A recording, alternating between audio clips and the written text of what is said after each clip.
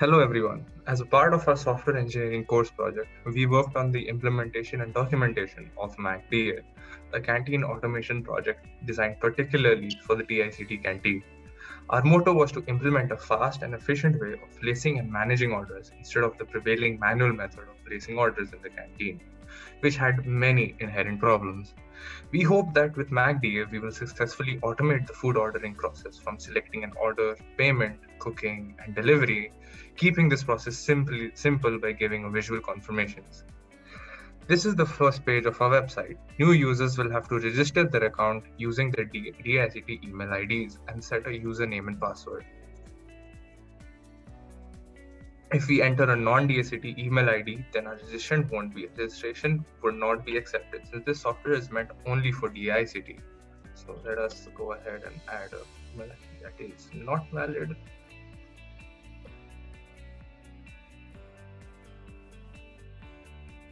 So let's add a few more details.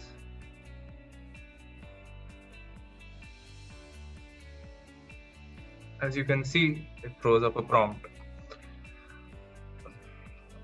To prevent fake accounts or outsiders misusing the system, DICT authentication is required because this email ID is unique and any misuse can be easily traced. If the password criterion is not satisfied, then we get a pop-up regarding the same. So let us go ahead and do that as well. Let's do this. And we'll do so let's do this. It throws up a prompt. Already registered users can log in to avail the services, of course. If an email ID has already been registered, then again we see a prompt notifying us regarding the same. So I am going to go ahead and do this. And it says the username has already been taken. I put in another email ID is already in use. So let us go ahead and say, since both canteen managers and students can use the services, both of them can log in with different privileges. However, the canteen owners do not have a DICT email ID. Hence, our system and database admin manually create their account in the database and then they can access the website. So let us log in and get access to the user interface. So let us start with the interface the students see after their login. Here we are logging in using a pre-existing student account that we have already created. After you log in, you see the menu showing trending orders. You see the price, name, a short description, stars, ratings, etc., as well as the counter name. If you click on the Add to Cart button next to the price, a pop notifies it that has been added to the cart. You can go on adding items, as many items as your pocket money allows. So let's go ahead and do this. You can also view the menu counter-wise by clicking here. You can also search for food articles from the search bar above. So let us go ahead and search for Pani Puri. See, you can also, as you can see here, I looked for Pani Puri and it showed up Pani Puri. Next, you can view your cart from here and also from here. Here and here shows the same. In your cart, you can increase or reduce the quantity or remove some items if you have changed your mind. The net amount to be paid will be shown below. As you can see, we have the option to increase the quantity as well, such as if I want to increase to 3 lasagnas and 2 Amul cold pizzas, the price changes accordingly. So let us go ahead and remove a few items. I don't want a Bonvita or a Pani Puri. This looks fine. And you also have the option to clear the cart, which is here. So we're going to go ahead and pay 260 rupees by showing here. As soon as we click on the pay button, we'll be presented with a payment gateway, which is currently Paytm.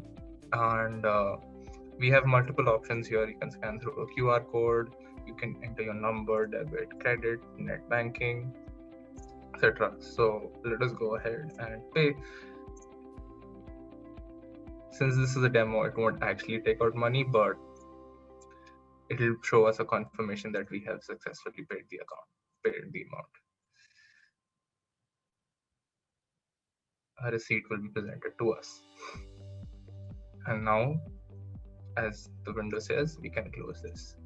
So now from the left, we can view your profile where you can upload a photo and change the credentials, etc. And you may also choose to log out. You can view the GitHub repo for MacDA right over here.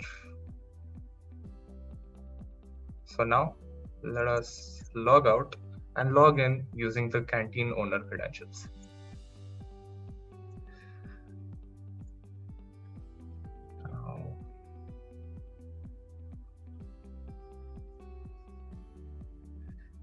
Let's see the canteen manager. Let's see what the canteen manager see from their side of things. This is what they'll be presented with. And here again, we are logging in using a test account, of course, with canteen manager privilege that we have manually created using our API. Let's see what these 4 features do. The first one is the live order management. Here we have 3 categories: live/pending orders, cooking orders, and completed orders. Once the payment has been done, it will be shown in the pending order, and the canteen staff can change the status accordingly when the food is cooking and when it has finished cooking. So these are some items that have been ordered by us using our accounts. So these are the ones we ordered previously. So let's go ahead and accept these, and they'll be shifted to the cooking orders over here. Now we'll go ahead and look at the status of the orders from the user side of things. And I'll go ahead and click there and see the status of all these orders. I had ordered a Amul cold pizza, which is currently cooking. And I had previously ordered another one, which was rejected. There's another one, which was in pending, chole bhature, and lasagna, which was now is also in cooking. And if the order is done, we can tell them, click here and send them the order is ready.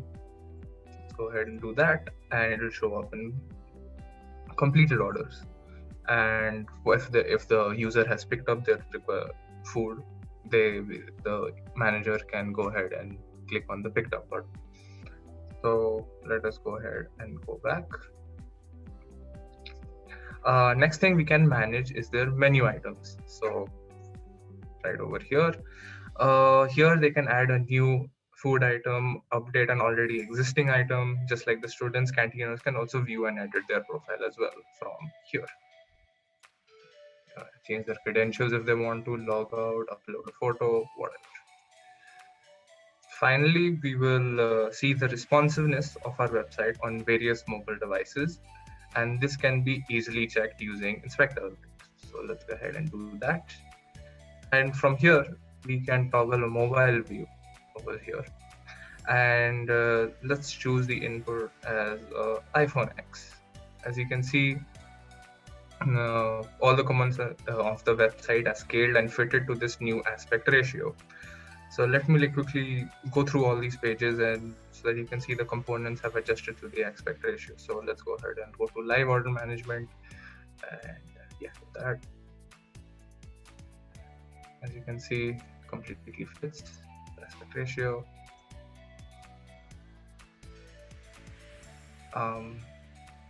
Now let's go ahead and switch over to an Android device. So let's go ahead and go to Pixel, and as you can see, it still fits the aspect ratio, and it is completely working and proves it is still user-friendly across multiple platforms. Please feel free to critique MacD and let us know your feedback, and thank you.